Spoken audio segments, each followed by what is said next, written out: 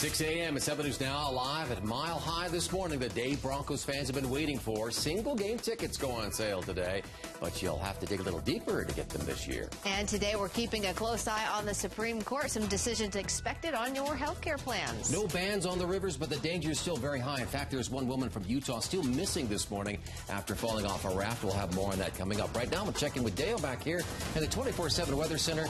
Get a look at today's forecast. A little cooler, I hear. It is going to be a little bit cooler, and it's really gorgeous outside, as you can see. Bright and sunny, just a few clouds across the Highlands Ranch area. You'll see our temperatures, though, pretty mild as you're heading out the door. For the 60s for most of us, you'll see 61 in Denver, 63 in Boulder.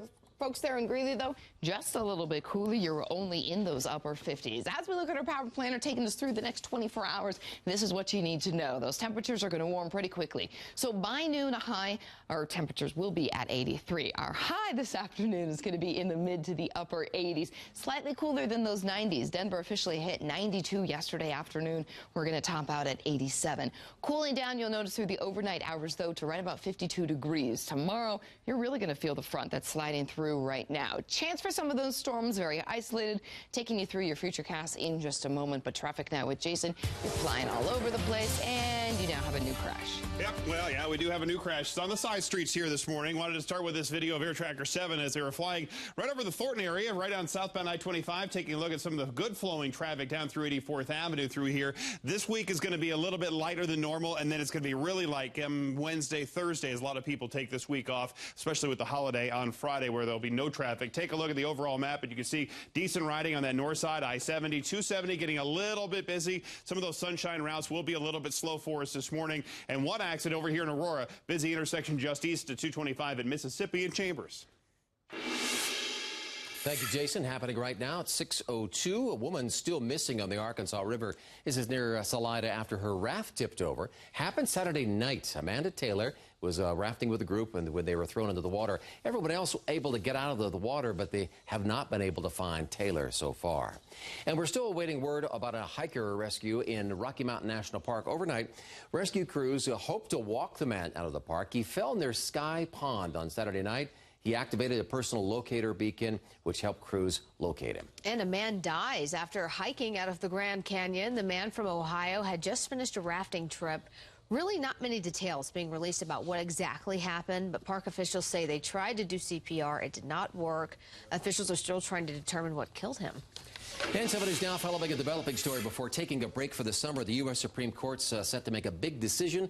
Our Christine Chang is here to tell us more about that and the impact this may have today. Yeah, this one is over the Hobby Lobby case, which we've heard of by now. The owners argue that they should have the right, based on their religious beliefs, on the types of contraception it offers to its workers, and that the government shouldn't intrude.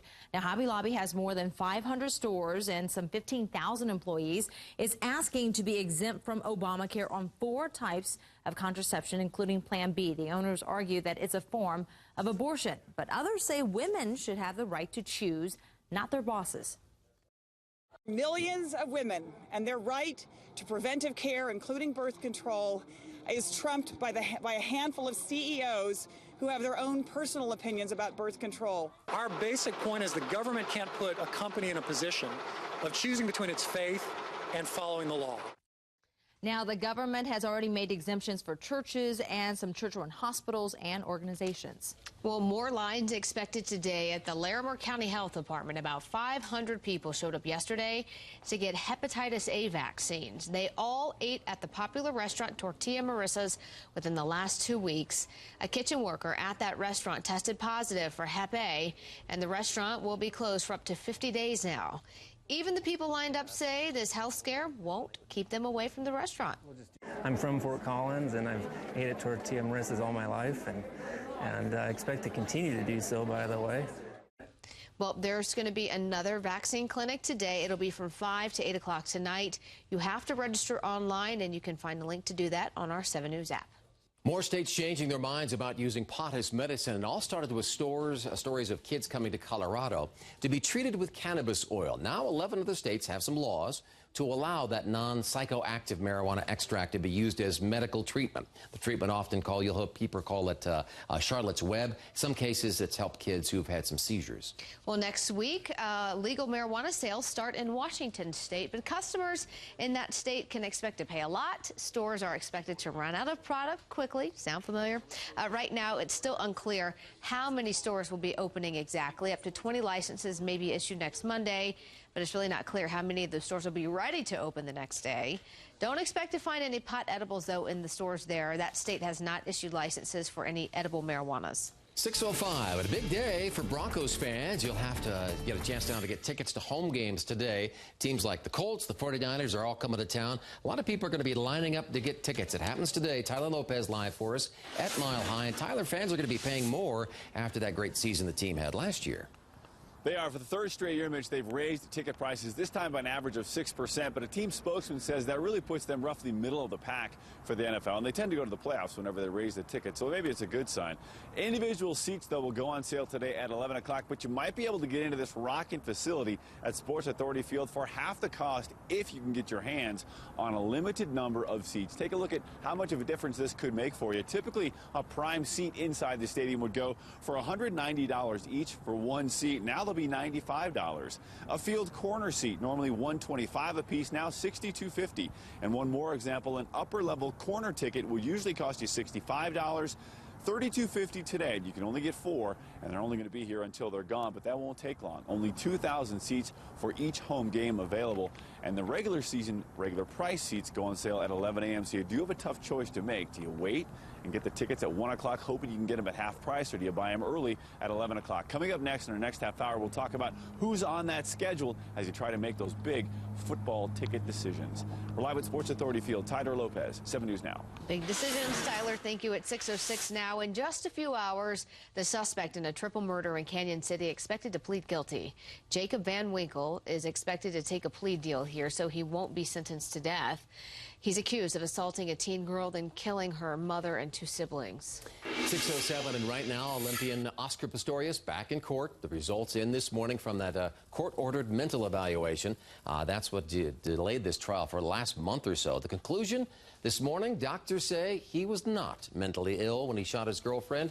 Pistorius' lawyers trying to prove he couldn't be criminally responsible for shooting his girlfriend. And today, jury selection gets underway in a Boston Marathon bombing trial for a friend of the bombing suspect, Jahar Tsarnaev.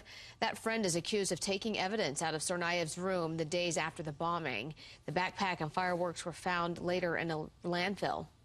Later this morning, President Obama expected to nominate this man. This is Bob McDonald as the next head of Veterans Affairs. McDonald, the former CEO of Procter & Gamble. And this comes amid those recent calls for a massive overhaul of the VA after it was uncovered that many VA hospitals were covering up long wait times for veterans. Also today, President Obama expected to ask Congress for more than $2 billion to deal with the overwhelming number of children crossing our southern border from Central America.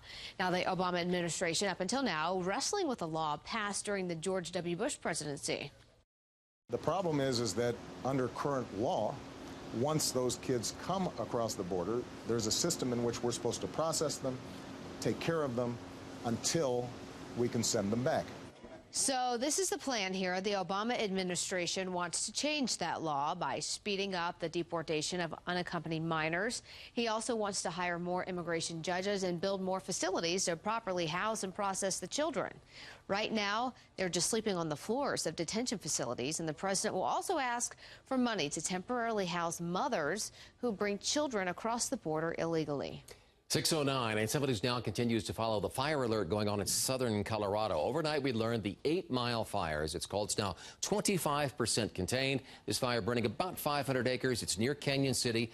Even as firefighters gain some ground, those 16 homeowners being told to be ready to evacuate at any moment.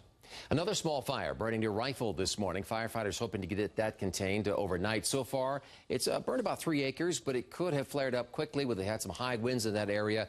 Officials say the fire was human-caused. They're still investigating. And we're also keeping a close eye on this fire. This is the one burning in Arizona. This one burning about 9 square miles. This is near Vernon. Many homes under mandatory evacuation, but firefighters say the flames are no longer spreading. So the homes aren't in imminent danger right now, but residents still can't get back to their houses just yet. Still no word on this morning on what caused this Arizona fire. And today marks 1 year since that wildfire in Arizona killed 19 elite firefighters. Many ceremonies are planned throughout the city of Prescott this morning. And coming up in about 30 minutes, the one man from that crew that survived, his story a year after this horrible tragedy. And this year, the fire danger a little lower, at least in our state. So this means there will be more fireworks shows. So we've compiled a list. If you're looking for a place to watch some fireworks, if you go to the 7 News app or the denverchannel.com, we have a full list of all the shows that will be going on for the 4th of July. Dale? And it's so exciting to see that we do have the chance to see some of those fireworks this year. Right now, we're going to show you your commuting planners. You're heading into work with temperatures in the 60s. So it is mild.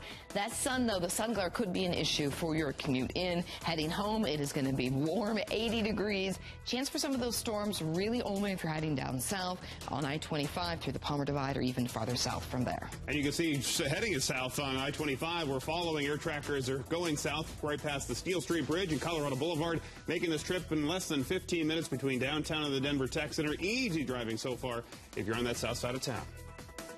Have a leak.